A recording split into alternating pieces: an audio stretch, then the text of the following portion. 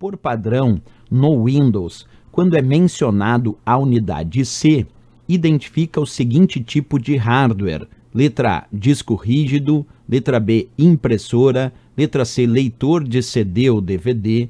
Letra D, pendrive. E a letra E, memória RAM. Bem, pessoal, quando nós estamos trabalhando no Windows e ele identifica uma unidade com a letra C, ou C dois pontos, como está ali na questão, isso vai identificar a chamada unidade de disco rígido, ou ainda o hard disk, o HD ou HDD, que significa hard drive disk.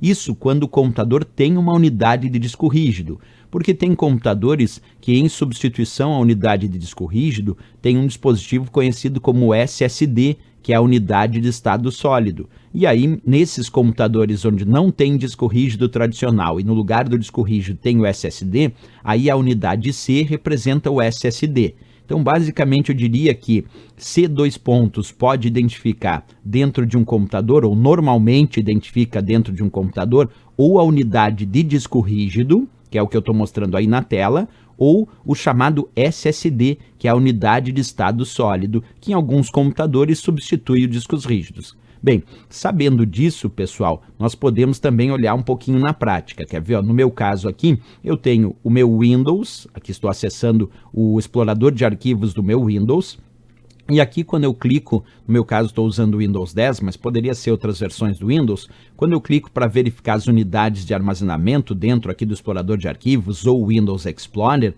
eu percebo que está aqui de fato a minha unidade C, que é onde eu instalei o meu sistema operacional Windows. E de fato essa unidade C aqui é o disco rígido do meu computador, porque normalmente C dois pontos indica a unidade de disco rígido, ou se eu tiver no meu computador no lugar do disco rígido aqui um SSD, pode ser que o SSD também represente essa unidade C.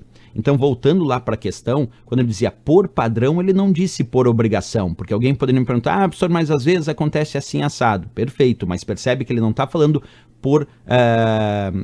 ele está falando só por padrão, ele não está dizendo por obrigação. Então, por padrão, no Windows, quando é mencionado a unidade C, ela identifica o seguinte tipo de hardware. Letra A, disco rígido como resposta. Se tivesse SSD aqui, numa outra alternativa, aí sim seria passível de discussão a questão, porque por padrão no Windows, a unidade C também pode identificar um SSD quando um disco rígido não está disponível como primário. De repente, o SSD é a unidade C e o disco rígido pode ser a unidade D, E, F e assim por diante suas partições. Mas, de fato, como não tinha o SSD aqui, por padrão, no Windows, a unidade C identifica de fato o disco rígido. Certo, pessoal? Então